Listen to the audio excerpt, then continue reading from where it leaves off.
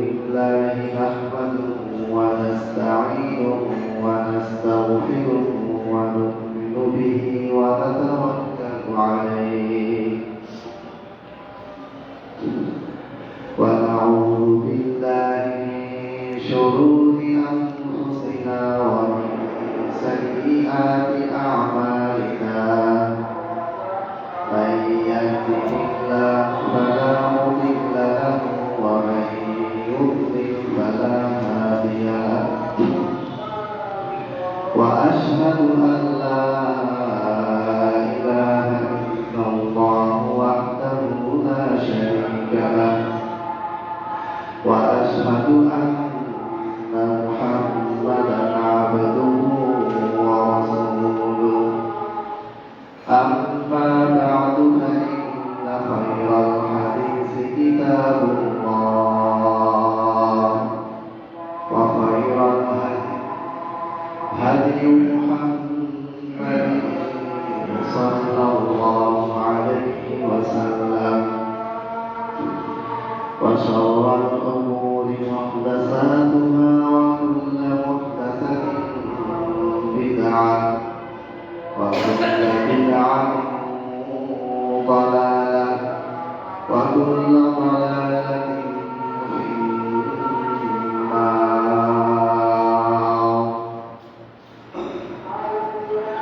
أعوذ بالله من الشيطان الرجيم. بسم الله الرحمن الرحيم. يا أيها الذين آمنوا اتقوا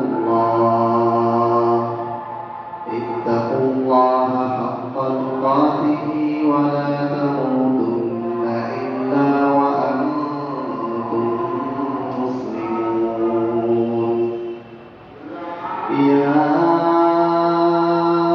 أيها الناس اتقوا ربكم الذي خلقكم من نفس واحدة وخلق منها زوجها وبث منهما رجالا كثيرا ونساء واتقوا الله الذي تساءلون به والأرحام إن الله كان عليكم رقيبا. يا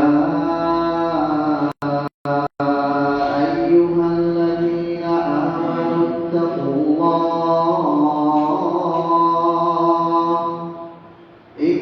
الله وقولوا قولا سديدا يصلح لكم أعمالكم ويغفر لكم ذنوبكم ومن يطع الله ورسوله فقد فاز فوزا عظيما. وقال الله تعالى في سورة الحجرات أولئك هم الراشدون. وقال الله تعالى في سورة البقرة ألف لام ميم ذلك الكتاب لا ريب فيه. وقال النبي صلى الله عليه وسلم من ترك الصلاة متعمدا فقد كفر. সমস্ত প্রশংসা মহান আল্লাহ রব্বুল আলামিনের জন্য। লাখো কোটি দরুদ ও সালাম বর্ষিত হোক সর্বশেষ নবী, সর্বশেষ রাসূল, সর্বশ্রেষ্ঠ মানব, সর্বশ্রেষ্ঠ মাখলুক বিশ্বনবী মুহাম্মদ সাল্লাল্লাহু আলাইহি ওয়াসাল্লামের উপর অসংখ্য অগণিত দরুদ ও সালাম বর্ষিত হোক সাল্লাল্লাহু আলাইহি ওয়াসাল্লাম। সম্মানিত উপস্থিতি, আজকে আমি আপনাদের সাথে কিভাবে সালাত আদায় করতে হয় তার প্র্যাকটিক্যালি দেখার চেষ্টা করবো হাদিসের রেফারেন্স সহকারে।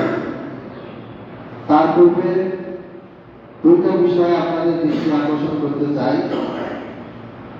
তার মধ্যে একটা বিষয় হচ্ছে আগামী জুমা থেকে ইনশাআল্লাহ আমাদের এই মসজিদে জুমার খুতবা শুরু হবে 12টা 20 মিনিট থেকে। আর সালাত একটা পর্বই হয়, এই একটা পর্বই সালাত তথারীতি চলতে থাকবে ইনশাআল্লাহ। এটা একটা বিষয়।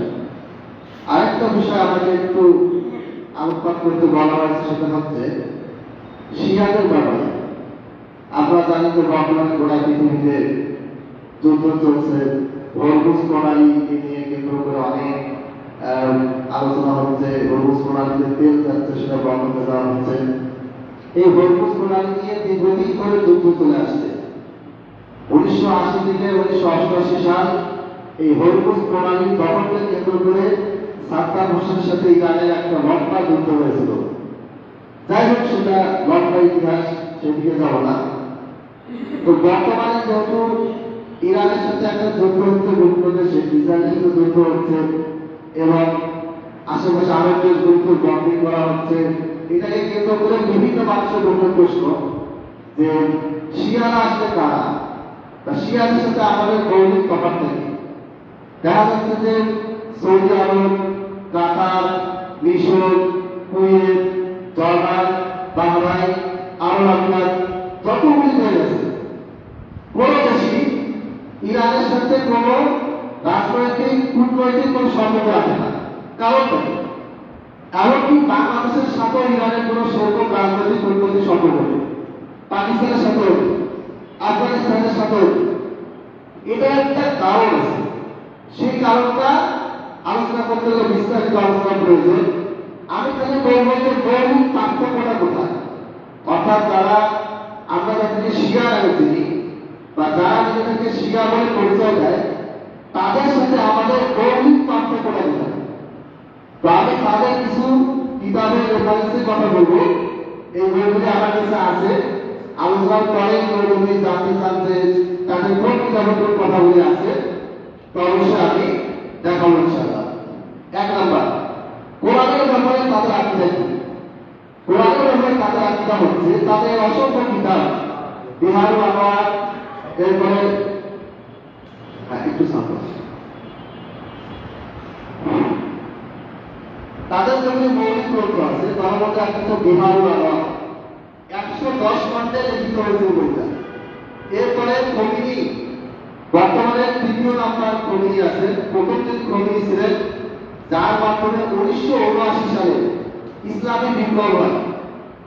রেজা শাহ পাহলভী নামে একজন সরকার ছিল, রাজনৈতিক সরকার। তাকে সরিয়ে প্রথমে যিনি ক্ষমতায় আসে ইসলামী বিপ্লব করে বলে গোটা পৃথিবীতে প্রচারিত হয়েছে, তার নাম হচ্ছে আয়াতুল্লাহ রুহুল্লাহ খমিনি। 1979 সালে তিনি ক্ষমতায় আসেন। এরপরে 1990 সালে যিনি ক্ষমতা আসেন, তার নাম হচ্ছে আলী খমেনি। তাদের সমাজ পার্টি কিন্তু আয়াতুল্লাহ, মানে আল্লাহর নিদর্শন। ওরা যে ইরানের যে সুফি সর্বোচ্চ যে লিডার, তাকে আল্লাহ তাআলার নিদর্শন বলতে হবে। তারপরে 19 লাগে মারা গেলেন। এখন বর্তমানে মুসলমান ফ্যামিলি 3 খমিনি আছে। তো এই তাদের আকীদা কি, তারা তাদের বইতে স্পষ্ট হয়ে লিখে গেছে। প্রথম যে খমিনি তিনি তার কিতাবে লিখে গেছেন, তার একটা বই আছে, বইটার নাম হচ্ছে তাহলিলুল ওয়াসিলা, 2 খণ্ডে আরবিতে। আরেকটা বই আছে, বইটার নাম হচ্ছে কিতাবুত তাহারা, এটা আরবিতে লেখা। এরপরে তিনি ফার্সিতে কিছু বই লিখেছেন। এই সবগুলি জায়গায় তিনি একটা জিনিস স্পষ্ট করে বলেছেন যে বর্তমানে পৃথিবীতে যে কোরআনটা আছে, এই কোরআনটা আসল কোরআন নয়। এটা কে লিখেছেন? এটা শিয়ারা লিখেছেন। খমিনি তাদের বইতে লিখেছেন তাহলিলুল ওয়াসিলা, বিহারুল আনোয়ার, এরপর তাফসীরে খমিনি। আমি রেফারেন্স দিতে পারবো, সবাই কম। তাদের বইতে তারা লিখেছে যে আসল যে কোরআন, এটা হচ্ছে 17,000-এরও বেশি আয়াত ছিল।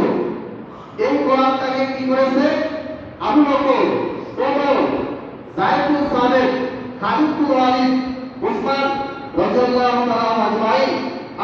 রাদিয়াল্লাহু তাআলা আনহা, হাফসা রাদিয়াল্লাহু তাআলা আনহা, তারা সবাই বুদ্ধি করে প্ল্যান করে এই সমস্ত আয়াতগুলি কেটে কেটে কেটে বাদ দিয়ে বর্তমানে যে কোরআনটা আমরা পড়ি ৬,২৩৪টা আয়াত, এই কোরআনটাকে তারা বানিয়েছে।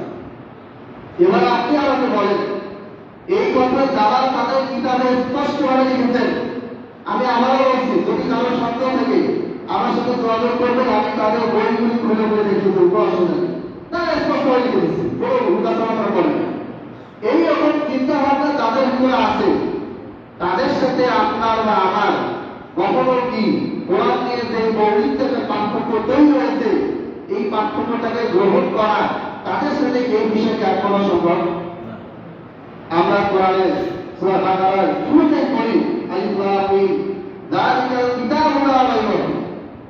এটা হচ্ছে কিতাব, যেই কিতাবের কোনো সন্দেহ নেই, যেই কিতাবে আল্লাহ তাআলা বলেছেন ইন্না নাহনু নাযালনা যিকরা ওয়া ইন্না লাহু লাহাফিজুন। এই যে জিকির, কোরআন এবং হাদিস যেটা আল্লাহর পক্ষ থেকে এসেছে, এইটাকে হেফাজত করার দায়িত্ব আমার। কার দায়িত্ব? আল্লাহ। তাহলে আল্লাহ কি ব্যর্থ হয়েছে কোরআনটা হেফাজত করতে? যদি আমি শিয়াদের একটা বিশ্বাস গ্রহণ করি, তাহলে আমাকে মেনে নিতে হবে যে আল্লাহ তাআলা কোরআনটাকে হেফাজত করতে কি হয়েছে? কোরআনের মৌলিক আরো অনেক কথা আছে, কোরআনের অনেক কথা আছে, সব কথা বলতেছি।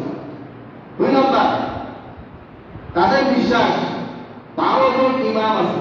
এই ইমাম বলতে ইমাম বুখারী আর এই মসজিদের ইমাম, এটা বোঝানো হচ্ছে না। এখানে ইমাম বলতে নবী মুহাম্মদ সাল্লাল্লাহু আলাইহি ওয়াসাল্লামের এছাড়া বিশিষ্ট আরো 12 জন ব্যক্তি আছে। আল্লাহ নবী সাল্লাল্লাহু আলাইহি ওয়াসাল্লাম চলে গেছে, তারপরে এসেছেন আলী রাদিয়াল্লাহু আনহু। তারপর আলী রাদিয়াল্লাহু আনহুর মৃত্যুর সময় আলীর কাছে ওহী আসলো, হে আলী, তোমার সময় শেষ হয়ে যাচ্ছে, তুমি এখন তোমার ঘর ছেড়ে হাসানকে দায়িত্ব দিয়ে দাও। হাসান রাদিয়াল্লাহু আনহু যখন মৃত্যুর সময় আসলো, তখন আল্লাহ ওহী করলেন হাসানকে, হে আল্লাহ, তুমি তোমার ছোট ভাই হোসেনকে দায়িত্ব দিয়ে দাও। এবার আপনি বলেন, ওহী সিলসিলা নবুয়ত, এইটা কি মুহাম্মদ সাল্লাল্লাহু আলাইহি ওয়াসাল্লাম পর্যন্ত শেষ হয়েছে নাকি পরবর্তী আছে? কোনো সন্দেহ আছে? দেখেন, এটা কিন্তু আমাদের লেখা, মুসলমানদের লেখা, হানাফি, আহলাফি, মালিকি, শাফিঈ, হাম্বলি, এদের লিখিত কিতাবে এই কথাটা নাই। এই এমন না যে আমরা তাদের নামে বানায় বলে চালাই দিচ্ছি, এটা তাদের কিতাবে লেখা আছে, তারা এটা বিশ্বাস করে, তাদের সংবিধানে এটা উল্লেখ করা আছে। 12 ইমামের আকীদা ছাড়া ফখরুল ইসলামিয়াতে স্পষ্টভাবে বলে দিয়েছেন বিষয়ে যে এই 12 জন ইমাম এরা নবীদের চেয়েও বেশি সম্মানিত, বেশি মর্যাদা। 2 নম্বর পয়েন্ট, এটা হচ্ছে 12 জন ইমামের আকীদা তারা রাখে। এই 12 জন ইমামের ভিতরে 12 জন ইমাম যিনি, যার নাম হচ্ছে মুহাম্মদ বিন হাসান, মানে মুহাম্মদ ইবনে হাসান আল আসকারী। তিনি কি করেছেন? 4 বছর বা 5 বছর বয়সে আল্লাহ তাআলা তাকে উঠে নিয়ে গেছেন উপরে, এবং আসল কোরআনটা নিয়ে তিনি চলে গেছেন। আসল কোরআনটা নিয়ে তিনি আবার কিয়ামতের আগে আগে আসবেন, আর সেই ব্যক্তিটা হচ্ছে মাহদী আল মুনতাযির, ইমাম মাহদী। আমরা যে মাহদীর অপেক্ষায় আছি, ওরা বলে যে এই মাহদী হচ্ছে আমাদের 12তম ইমামের সর্বশেষ যে ব্যক্তি, সেই ব্যক্তিটা হচ্ছে মাহদী, এবং তিনি আসল কোরআনটা নিয়ে চলে গেছেন। আসল কোরআনটা নিয়ে তিনি আবার কিয়ামতের আগে আগে আসবেন। তাহলে আসল কোরআন তো নাই, পৃথিবীতে আসল কোরআনটা এখন নাই, কাছাকাছি নাই। আসল কোরআনের পরিবর্তে কোন বইটা চলতেছে? আসল কোরআনের পরিবর্তে যে কিতাবটা চলতেছে, এবং যেটাকে তারা কোরআনের বিকল্প হিসেবে গ্রহণ করেছে, এই বইটার নাম হচ্ছে আল কাফি ফিল উসুল। আল কাফি ফিল উসুল অনলাইনে সার্চ করে চলে আসবো, তাদেরই শিয়াদের যে অনলাইন লাইব্রেরি আছে, এগুলো অর্ডার করে ওরা পাঠিয়ে দিব, এমনি বানানোর কথা না। এইখানে তারা স্পষ্ট হয়ে বলেছে যে যতদিন পর্যন্ত আমাদের 12তম ইমাম, তিনি যতদিন পর্যন্ত আমাদের সামনে আসবেন না, ততদিন পর্যন্ত কি হবে? এই কোরআনের পরিবর্তে আমরা এই আল কাফি ফিল উসুল, এই বইটা আমরা চালাবো। এখন আপনি বলেন, কোরআনের পরিবর্তে মানুষের লিখিত কোনো কিতাব, এটা কি কোরআনের সমপর্যায় তো দূরে থাক, কোরআনের ধারে কাছে যেতে পারে? এই মৌলিক কারণগুলোর কারণে ইরানের সাথে বা শিয়াদের সাথে অন্যান্য মুসলিম দেশগুলোর কখনোই কোন রাজনৈতিক কূটনৈতিক কোন সম্পর্ক টিকে থাকে এবং তারা রাখবেও না। তাই ইরাক রাখবে কারণ আমাদের রাখবে তো রাখবো অনেক সম্পর্ক, কারণ শুরুতেই নিয়ে যাচ্ছে, শুরুতে বিশাল একটা মৌলিক পার্থক্য চলে আসছে। এরপরে আলী রাদিয়াল্লাহু তাআলা আনহুর ব্যাপারে তাদের আকীদা কি, আর কাফি মুসলিম যে বলে নাম বললাম এবং বিহারুল আনোয়ার, এটা বিশাল বিশাল বই। বিহারুল আনোয়ার 110 খণ্ডের বই, প্রত্যেকটা খণ্ড 6 থেকে 700 পৃষ্ঠার উপরে। এই বিহারুল আনোয়ারে বলা আছে, আর কাফি বইটাতে বলা আছে যে আলী রাদিয়াল্লাহু তাআলা আনহু পুনরায় আমার এই পৃথিবীতে আগমন করবে। কে আগমন করবে? আলী রাদিয়াল্লাহু তাআলা আনহু। এইটাকে তারা বলে রাজাতে আলী, আলী আবার ফিরে আসবে। এইরকম আকীদা যদি কোনো ব্যক্তি রাখে, কোন দেশ যদি রাখে, কোন সম্প্রদায় যদি রাখে, কোন কওম যদি রাখে, কোন গোত্র যদি রাখে, তার সাথে অন্য কোন মুসলমানের কি কখনো এই সমস্ত বিষয়ে একমত হওয়া সম্ভব না? হয়নি, কথিত হয়নি, এখনো হচ্ছে না, ভবিষ্যৎ হবে না। আলী রাদিয়াল্লাহু তাআলা তাদের যে বক্তব্য, তাদের একটা তাফসীর গ্রন্থ আছে, অসংখ্য তাফসীর গ্রন্থে বলা আছে, সবচেয়ে প্রসিদ্ধ একটা তাফসীর গ্রন্থ হচ্ছে আর তাফসীর আস-সাবি। এই তাফসীরে সূরা ৭০ খণ্ডে সূরা জিলজালের যে একটা আছে সেখানে বলা হয়েছে, আল্লাহ তাআলা বলেছে ইযা যুলজিলাতিল আরদু জিলজালাহা, যখন পৃথিবী প্রচন্ড ভীষণভাবে প্রকম্পিত হবে। ইযা যুলজিলাতিল আরদ, যখন পৃথিবী কেঁপে উঠবে, একটা প্রচন্ড ভূমিকম্প হবে। জিলজালাহা, প্রচন্ড ভাবে, এমন ভাবে প্রকম্পিত হবে যেই রকম ভাবে পৃথিবী অতীতে কখনো প্রকম্পিত হয়নি। এই আয়াতটা কি বোঝা যাচ্ছে যে কিয়ামতের আগে কি হবে? পৃথিবী কেঁপে উঠবে, কম্পন হবে, ভূমিকম্প হবে, একবার পৃথিবী ধ্বংস হয়ে যাবে, সেই কম্পনের কথা বলা হয়েছে। এই ব্যাপারে মুসলমানদের ভিতরে কোনো বিপদ নাই। আহলে হাদিস বলে, হানাফি, মালিকি, শাফি, হাম্বলি, জানাফি, যত মালিয়া আছে, যত দল আছে, আপনার দল আছে, কিন্তু মুসলমানদের অন্তর্ভুক্ত যত দল আছে, দেওবন্দি, দুরুহি, সবাই একমত যে ইযা যুলজিলাতিল আরদু জিলজালাহা, এর মানে হচ্ছে কিয়ামতের আগে পৃথিবীতে কি হবে? প্রকম্পিত হবে। এটা এবার কি বলছি নাই, মুসলমান আলেমদের ভিতরে করে কি বলছি নাই, আলেম তো বলে যে কথা করে না আসছে, হাত পাট্টের উপরে লাগিয়েছে প্রতিমত আছে, আর তারপরে আপনার ওই বিরাট করবেন কি করবে না প্রতিমত আছে, কিছু কিছু বিষয় প্রমাণ আছে, কিন্তু এই মাসলায় কোনো প্রমাণ নেই। এই মাসলায় শিয়াদের চিন্তা ভাবনা সম্পূর্ণ ভিন্ন। তারা একটা ঘটনা উল্লেখ করেছে। ঘটনাটা কি? ঘটনাটা হচ্ছে আবু বকর রাদিয়াল্লাহু তাআলা আনহুর খেলাফতের সময় একবার মদিনায় প্রচন্ড ভূমিকম্প হলো। তখন সবাই আবু বকরের কাছে গেল। আবু বকরের কাছে গিয়ে বললেন যে হে আমাদের মুমিন খলিফা, আমাদের এই যে মদিনায় যে প্রচন্ড ভূমিকম্প হচ্ছে, আমরা তো ভয়ে ভয়ে থাকতে পারতেছি না। আবু বকর বলছে আমি নিজেও ভয়ে ভীত। তখন সবাই মিলে গেল ওমরের কাছে। ওমর রাদিয়াল্লাহু তাআলা বললেন যে আমরা সবাই ভয়ে ভীত, আমরা কিছু করতে পারবো না, এইরকম ভূমিকম্প আগে আমরা কখনো দেখিনি। সবাই বন্ধু করে বলল কি যে চলেন তাহলে আমরা সবাই কার কাছে যাই? আলীর কাছে যাই। আবু বকর, ওমর, উসমান, সমস্ত সাহাবীরা ছিলেন, সাধারণ জনগণ, সাহাবী সবাই কি করলেন? আলী রাদিয়াল্লাহু তাআলা আনহুর কাছে। আলী রাদিয়াল্লাহু তাআলা আনহু তিনি ঘর থেকে বের হয়ে বলেন, কি ব্যাপার, তোমার কি হয়েছে? সবাই একটু ভয় পাচ্ছে, হয়েছে কিছু ব্যাপার। তখন সবাই জিজ্ঞেস করলেন যে হে আলী, আপনি কি জানেন না কি হচ্ছে? তখন আলী বলেন কি হচ্ছে, আমি কিছু দেখতে পাইনি। তখন সবাই বলেছে দেখেন, আপনি বাইরে দেখেন, সব বলতেছে, এখন বিল্ডিং গুলি কাঁপতেছে, আপনার একটা ওয়াল ডানে যাচ্ছে বামে যাচ্ছে, একটা বিল্ডিং যদি ডানে যায় বামে যায়, তার মানে কি সেই রকম ভাবে পরিবর্তন হচ্ছে, সবাই ভয় পাচ্ছে, কিন্তু কেউ ভয় পাচ্ছে না? আলী রাদিয়াল্লাহু তাআলা আনহু তিনি কি ভয় পাচ্ছে না। তখন আলী রাদিয়াল্লাহু তাআলা বললেন যে এটা কোনো সমস্যাই না। তিনি কি করলেন, আর ওই ঘটনাটা আরবিতে বক্তব্য, এটা আমি পুরোটাই ভিডিওতে আলোচনা করেছি, মানে বইটা পড়ে পড়ে কি করলেন, জমিতে তোর একটা এভাবে বাঁধলো। জমিতে বাঁধার পর কি হলো, জমি স্থির হয়ে গেল, সাথে সাথে ঠান্ডা হয়ে গেল, কোনো আর গন্ধ হবে। এরপরে আলী বললেন, তোমরা কি জানো না যে আমার এই ঘটনায় আমি তো বলে পৃথিবী অশান্ত পৃথিবীকে এই যে ভূমিকম্পের হাত থেকে আমি পৃথিবীকে রক্ষা করবো, এই জন্যই আল্লাহ নাযিল করেছিলেন ইযা যুলজিলাতিল আরদু জিলজালাহা। এবার আপনি বলেন এই রকম ব্যাখ্যা, এই রকম তাফসীর এগুলোকে আপনার কত মানা সম্ভব?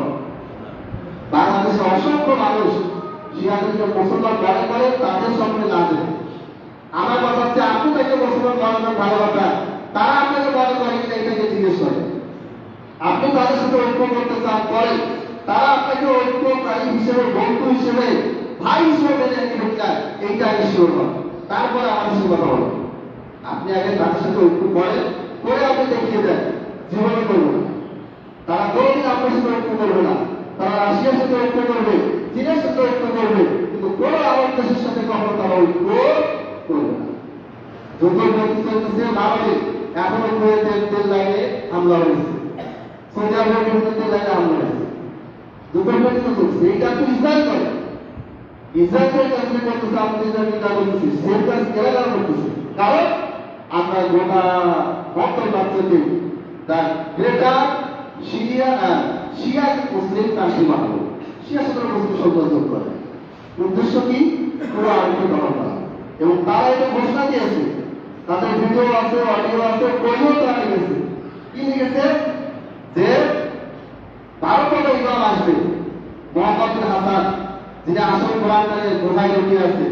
ইরানের একটা গুহায় লুকিয়ে আছে, প্রতি বছর ইরানে সেখানে ওই একটা নির্দিষ্ট দিনে কি করা হয়, সরকারের ছুটি দেওয়া হয়, সবাই মিলে গুহার চারপাশে কি করে, সেখানে গিয়ে দোয়া করে, সেখানে গিয়ে সম্মান জানায়। মানে এখানে মোহাম্মদ বিন হাসান আসল কোরআনের লুকিয়ে আছে, উনি আবার আসবেন।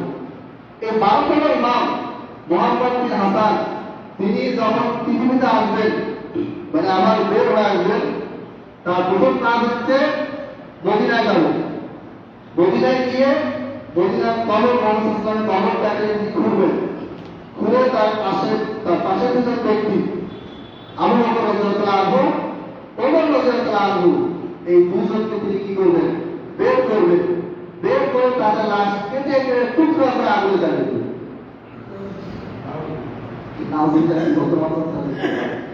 এই হলো তাদের আকীদা। তারা স্পষ্ট বলে গেছে, এটা এমন না যে আমরা বলে তাদের ঘরে সবাই দিচ্ছি, তারা তাদের বইগুলোকে স্পষ্টভাবে এটা লিখেছে।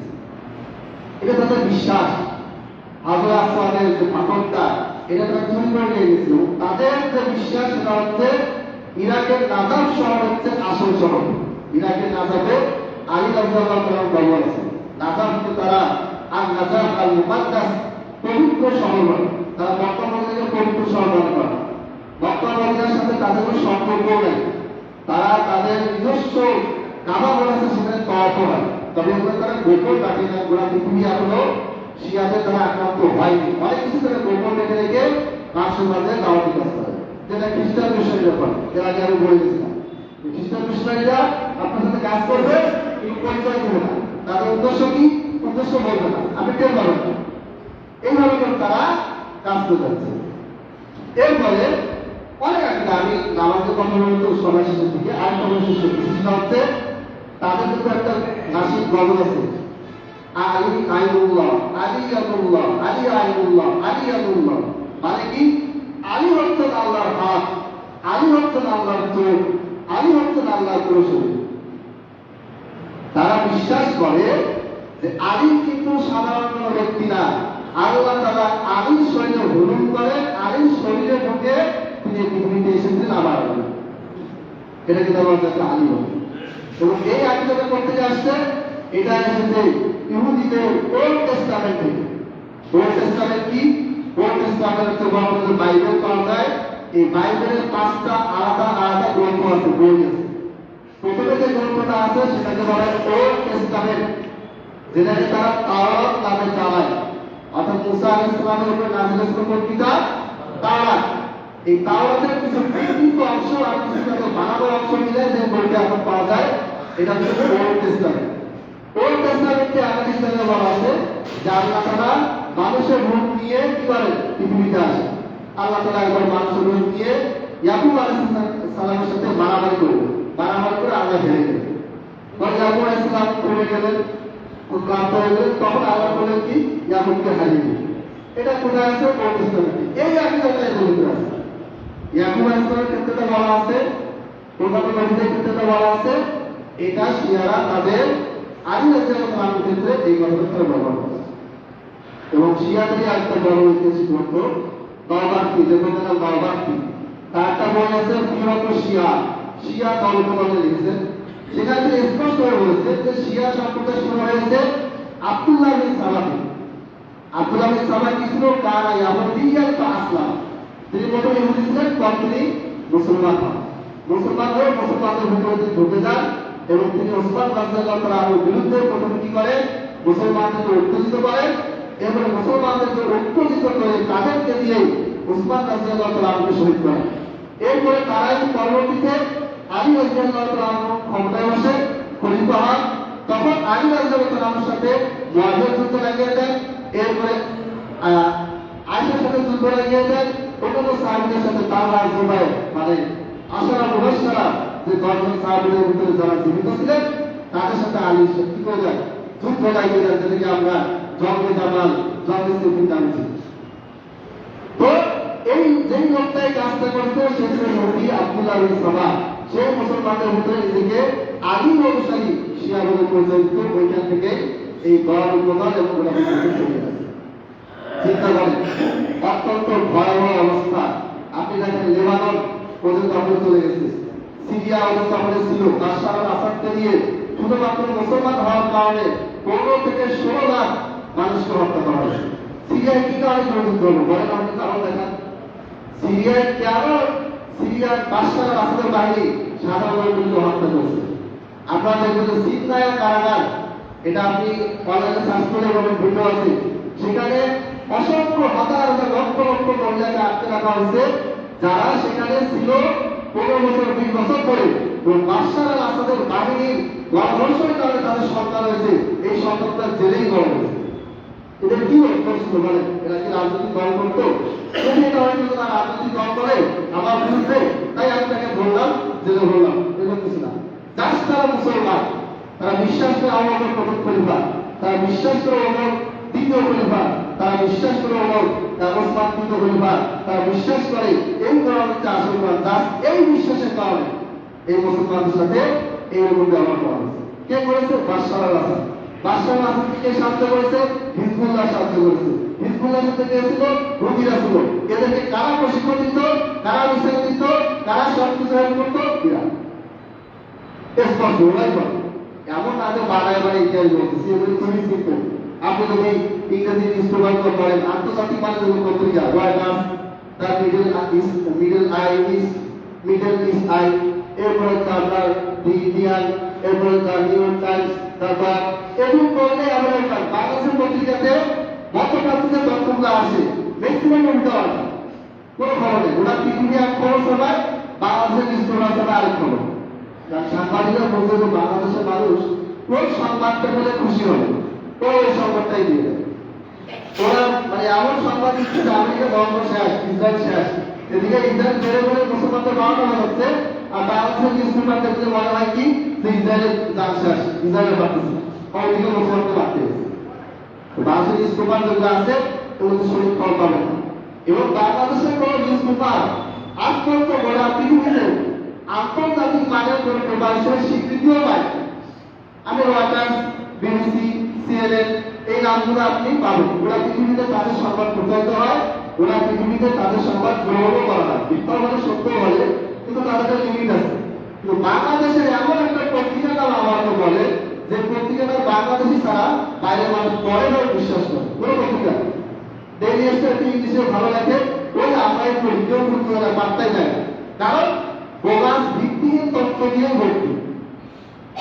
যেখানে আমেরিকা মানে মুসলমানকে মেরে শেষ করে দেবো, সেখানে বাংলাদেশের খবর বলে বলা হয় কি আমেরিকা যান শেষ, একবার বলে গেল কি আছে। যাই হোক, তো এই হলো শিয়াদের সাথে আমাদের মৌলিক আকিদা। কোরআনের ব্যাপারে তাদের আকিদা হচ্ছে আসল কোরআন পৃথিবীতে নাই, গুহাতে ইরানে একটা গুহাতে লুকানো আছে। তাদের 12টা ইমাম তিনি আসবেন, যাকে তারা মাহদি মনে করে, ইমাম মাহদি বলে। এই ব্যক্তিটা আসবে, আসার পর আসল কোরআনটা নিয়ে আসবে।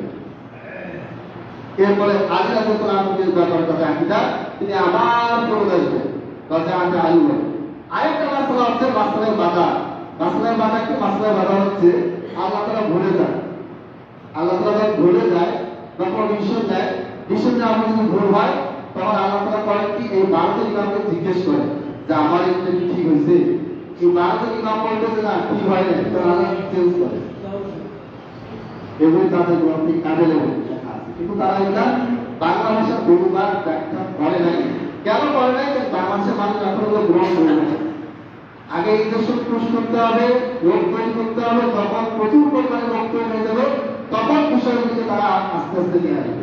এখন তাদেরকে গোপন রাখে এবং গোপন রাখবে, শুধুমাত্র তাদের আরবি লেখা, ফার্সি লেখা এর পরিবর্তে তথ্যগুলি পাওয়া যায়। তাহলে এই হচ্ছে তাদের সাথে মুসলমানদের একটা মৌলিক পার্থক্য। মানে বলেন শিয়া সুন্নি, শিয়া সুন্নি কথাই তো ভুল, এটাও মিডিয়ার প্রকার আলাদা। বলে শিয়া মুসলিম, শিয়াদের সাথে মুসলমানের সম্পর্ক সেটা হচ্ছে ঈমান এবং কুফরির সম্পর্ক। এটা ওই দেওবন্দি বেরলভী আর আহলে হাদিস মালিকি হাম্বলি শাফি এই রকম কোনো দ্বন্দ্ব না। আহলে হাদিস মুসলমান, দেওবন্দি মুসলমান, বেরলভী যাই হোক দিন শেষে মুসলমান, জামাত ইসলাম যাই হোক দিন শেষে মুসলমান, হাম্বলি মালিকি শাফি যাই হোক, যত দ্বন্দ্ব থাকুক, যত মতামত থাকুক, দিন শেষে আমরা সবাই মুসলমান। কিন্তু যাদের কথাই বললাম বাংলা ইমামের আকীদা রাখে যে শিয়ারা, এরা মুসলমান নয়। এটা কিন্তু মুসলমান বলে না, শোনো না দেওবন্দিরা বলছে, না বেরলভীরা বলছে, না আহলে বলেছে, না মালিকিরা বলছে, কেউ বলে না। এবং হানাফি মাযহাবের যে বড় ইমাম, যাকে আমরা ইমামে আযম বলে চিনি, ইমাম আহমদ ইবনে রহমাতুল্লাহ আলাইহি, তিনি ইরাকের মানুষ ছিলেন আর সমস্ত ফিতনা শুরু হয়েছে ইরাক থেকে। এই ইরাকি মানুষদের সাথে তিনি কি করতেন?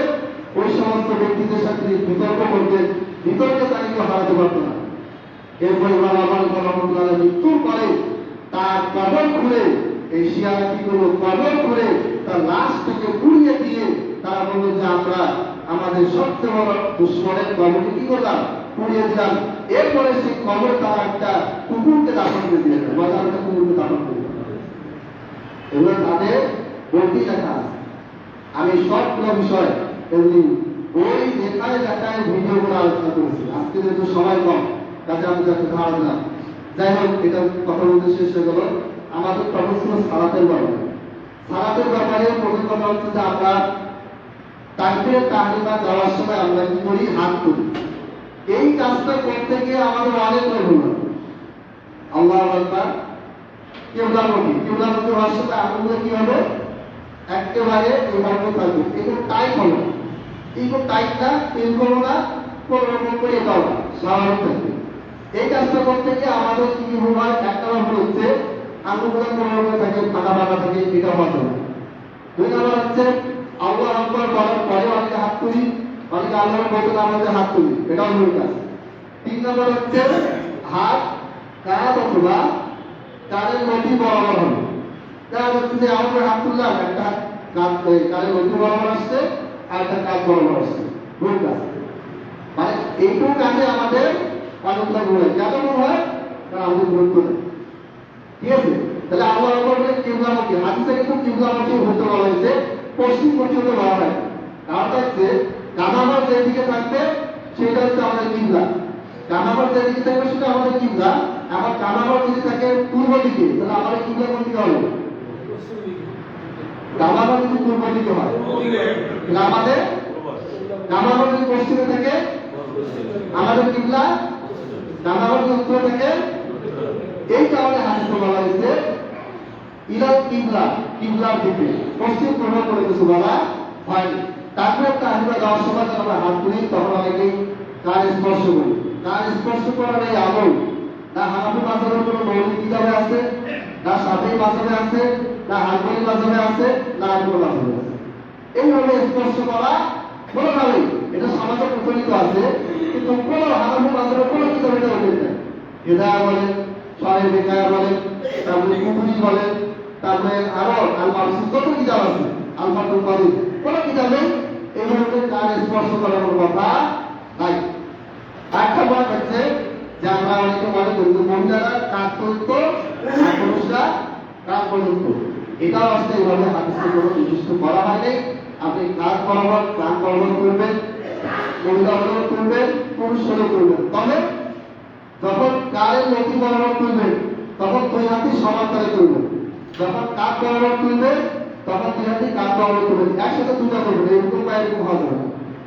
কারণ এটা সৌন্দর্যের খেলা। আল্লাহ তখন একসাথে এই দুই স্থানে এভাবে করেন, হয় এভাবে কাঁধ বরাবর অথবা কাঁধ বরাবর অথবা আরেকটু বরাবর। স্বাভাবিক নামাজের দ্বারা আমি এখন মিলাইতে যাবো না যে হই কি হই না, এরকম না কিন্তু স্বাভাবিক। তারপরে নামাজের আগেই দেখে নিবেন যে আমার হাতটা ঠিক মতো হচ্ছে। আপনার সঙ্গে খেয়াল করি না, আমরা মনে করি কি যে ছোটবেলায় বাচ্চারা চাচা দাদি নানির কাছে নামাজ শিখছি, ওটা দিয়ে কাম হয়েছে। মানে চাকরির জীবনে চাকরিটাকে উন্নত করতে হবে, ইনকাম বাড়াতে হবে, বছর ঘন্টা পাইতে হবে, এটা কিন্তু চাষা কর্মটা করতে হবে, ব্যবসা বাণিজ্য বাড়াতে হবে, ভালো ইনকাম করতে হবে, আরো মাল বাড়াতে হবে, সব মধ্যে আমাদের কাছে করতেছি, করতে হবে, কোনো অসুবিধা নেই। কিন্তু নামাজ থেকে যে আমাদেরকে হাদিসের অনুযায়ী আরো উন্নত করতে হবে, কি কি ভুল আছে এগুলো আমরা খেয়াল করি না। আচ্ছা, এবার হাত বাঁধার পরে কি করবেন? হাত তোলার পরে কি করবেন? হাত বাঁধবেন। হাত বাঁধার ব্যাপারে একাধিক মাসলা আছে। হানাফি মাযহাবের অধিকাংশ আলেম নাভির নিচে বাঁধে। আমার কথা হচ্ছে আপনি নাভির নিচে বাঁধলেও সালাত হবে, উপরে বাঁধতেও হবে, তবে উত্তম আর উত্তম কোনো কথা আছে। যেহেতু আমরা আল্লাহ রাসূলকে অনুসরণ করি, সেহেতু আমরা কি করব? সর্বোত্তম যেটা এই থেকে নিয়ে এসে আমরা কি করব? সেটার উপরে আমল করব। সহিহ বুখারীতে স্পষ্ট হাদিস, সহিহ মুসলিম ও আরো কিতাবে আছে যে আমাদেরকে সাহাল বিন সাদ একজন সাহাবী রাদিয়াল্লাহু তাআলা আনহু আজমাইন, তিনি বলেছেন যে আমাদেরকে বাম হাতের উপরে ডান হাতটা রাখার জন্য আদেশ করা হতো। কি আদেশ করতে? আল্লাহর নবী সাল্লাল্লাহু আলাইহি ওয়াসাল্লাম। তাহলে বাম হাতের উপরে ডান হাতকে আমরা এইভাবে রাখবো। এইভাবে রাখার পরে এটা কতদূর যাবে? নাভি নিচে যাবে? যাবে কখনো? যাবে। তাহলে এই নাভি থেকে নিয়ে এই বুক বরাবর এটা থাকবে। এইভাবে করে রাখাটা সর্বোত্তম। যদি এভাবে বাঁধে সালাত হবে, এইভাবে বাঁধে সালাত হবে, নাভি নিচে যদি যায় সালাত হবে, কোনো আলেম পরে সালাত বাতিল হবে। কিন্তু সবাই একমত, নিশ্চিতভাবে একমতে সল্লু কামা রাআইতুমুনি উসাল্লি, যেভাবে শুরু করেছেন সেইভাবে আপনাকে আমাদের করতে হবে। এই ব্যাপারে কারো কোনো দ্বিমত নাই। স্পষ্ট সহিহ বুখারী সহ আরো অনেক কিতাবে, হাদিস কিতাবে স্পষ্টভাবে আছে যে ডান হাত কোথায় রাখতে হবে? বাম হাতের উপরে। তো এটা পুরোটাই হাত। একটা হাতে বলা হচ্ছে বাহু, বাহু রাখবেন। তারপরে কবজি, মানে এখানে এই হাতের তালু, কবজি, বাহু, এই পুরোটাই রাখতে বলা হয়েছে। এই ডান হাতে এই কবজি, হাতের তালু, কবজি, তারপরে যে বাহুটা, এটা যদি পুরোটাই রাখেন তাহলে কিভাবে রাখবেন? এই পুরোটার উপরে রাখতে হবে। যদি আশি রাখেন হইল না, এই মাঝামাঝি যান হইল না, ভাগ করবো। কেন ভাগ করবো? ভাগ করে হাতে শুধু ভাগ করা হলো সহিহ হাদিস। তাহলে কি করতে হবে? আপনাকে পুরোটাই রাখতে হবে। কারণ এই পুরোটাই রাখতে বলা হয়েছে। বাম হাতে, ডান হাত, এটা বাম হাতের মধ্যে রাখবেন। কিভাবে রাখবেন? রুস, সাই, জিরা, এই পুরোটাই এই হাতের তালু পর্যন্ত, কবজি, তারপরে কোন থেকে এ পর্যন্ত, মানে কোন থেকে এ পর্যন্ত পুরোটাকে কি করতে হবে? বাম হাতের উপর রাখতে হবে। তারপরে যখন সাইডে রাখলেন তখন কি হচ্ছে? এই অংশটা ভাগ করে দেবেন। তো উত্তম হচ্ছে রাখলে সালাত হবে, সালাত বাতিল হবে না, কিন্তু নেকি কম বেশি হতে পারে। উত্তম কাজ আর অনুত্তম কাজ আমি জায়েজ না জায়েজ হারানোর কথা বলতেছি না, যে এভাবে রাখলেও হবে, এভাবে রাখলেও হবে, এভাবে রাখলেও হবে, এইভাবে রাখে। এটাই সবচেয়ে গুরুত্বপূর্ণ, সবচেয়ে সলিড, সবচেয়ে শক্তিশালী দলিলের দ্বারা প্রমাণ করে, এবং এটাকে কোনো দ্বিমত কেবল দ্বিমত দেখাতে পারবে না।